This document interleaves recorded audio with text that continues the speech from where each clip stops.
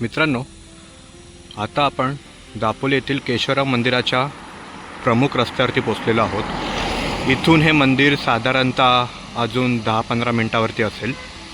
पुढे जाऊन आपल्याला राईड घ्यावा लागेल जिथे हे मंदिर आहे। दापोली हे महाराष्ट्रातील प्रसिद्ध आणि लोकप्रिय पर्यटन स्थळ आहे।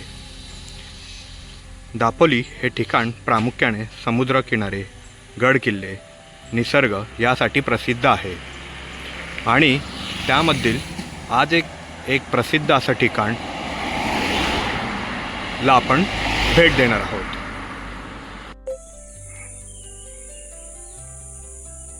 सो मित्रांनो, आता आपण केशवराज या मंदिराच्या परिसरामध्ये पोहोचलेलो आहोत। जसं की आपण बघू शकता, या रस्त्याने आपण आलो आणि हाच रस्ता इथून पुढे जातो। सो इथे तसा बोर्डही लावलेला आहे, श्री केशवराज मंदिर, श्री गणपती मंदिराकडे जाण्याचा मार्ग। सो इथून आपल्याला राईड घ्यायचा आहे। सो आता आपण इथे गाडी पण पार्क केलेली आहे आपली।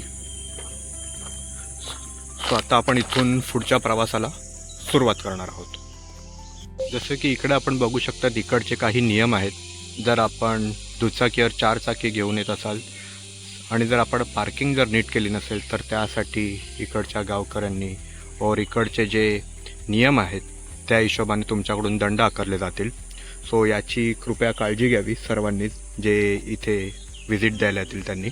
तसेच इथे कोणीही कचरा करू नये, कारण की हे एक मंदिराचं स्थळ आहे। सो इकडे केशवराज मंदिर। केशवराज मंदिर हे एक लोकप्रिय मंदिर असूद या गावामध्ये आहे। दापोली शहरापासून हे मंदिर साधारणतः 6 किलोमीटरच्या अंतरावर आहे। या गावाला निसर्गाने अगदी भरभरून सौंदर्य दिले आहे। इकडे आल्यावरती अस्सल पारंपरिक कोकणी पद्धतीची घरे दिसतात। कोकणातील श्रीमंती ही अशा सुंदर घरातूनच बघता येते।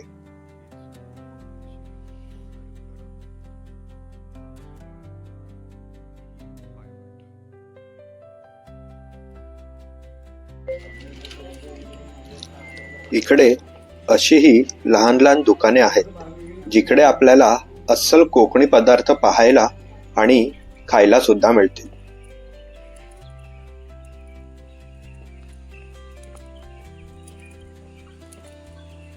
कोवळ्या उन्हातून आणि झाडांच्या साथीने चालताना मन अगदी शांत आणि आनंददायी होऊन जाते।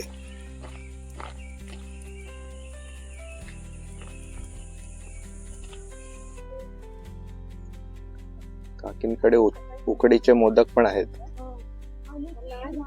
थालीपीठ घावण पण आहे। सो इथे आपल्याला असा नाश्ता पण करायला मिळेल।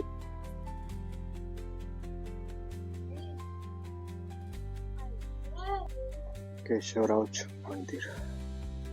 सो इथून आता पुढे परत आपल्याला एक राईड घ्यायचा आहे। आपण जसं की इकडे बघू शकता, सुपाराच्या अशा उंच आणि लांबत लांब ही झाडं आपल्याला दिसत आहेत। सुपाराची बागच इकडे आहे। खूप सुंदर वाटतं इकडे। पावसामध्ये महाजन दादाने अजून सुंदरता इकडच्या या ठिकाणामध्ये उठून दिसत असावी। इकडे पण बघा, फणसच फणस, बट 1000 रुपये फाईन तोडले तर। सो याची दक्षता कृपया येणाऱ्या सर्व पर्यटकांनी घ्यावी।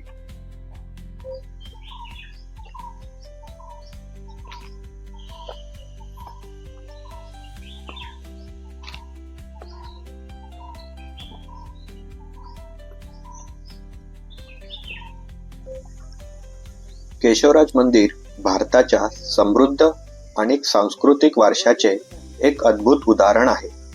हे मंदिर एक आध्यात्मिक अनुभव देऊन जाते। मंदिराची बांधणी पेशवेकालीन आहे असे म्हणतात।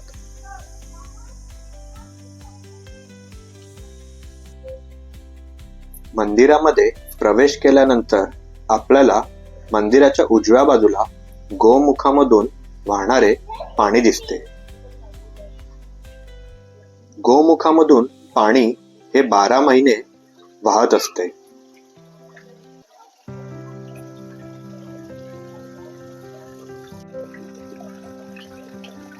गोमुखामधून हे येणारे पाणी स्वच्छ असल्यामुळे आपण हे पिऊ शकतो आणि इथे हातपाय धुवून आपण मंदिरामध्ये प्रवेश करू शकतो.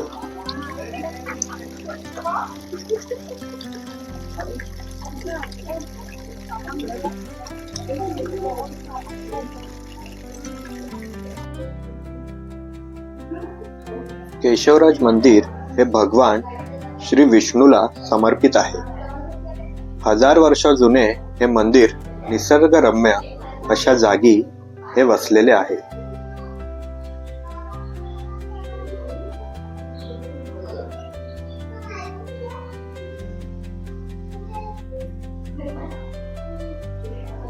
मंदिराच्या रचनेत उत्तम कोरीव काम, विस्तृत शिल्पे आणि प्राचीन पौराणिक कथा सांगणारे सुंदरपणे तयार केलेले खांब आपल्याला पाहाव्यास मिळतात.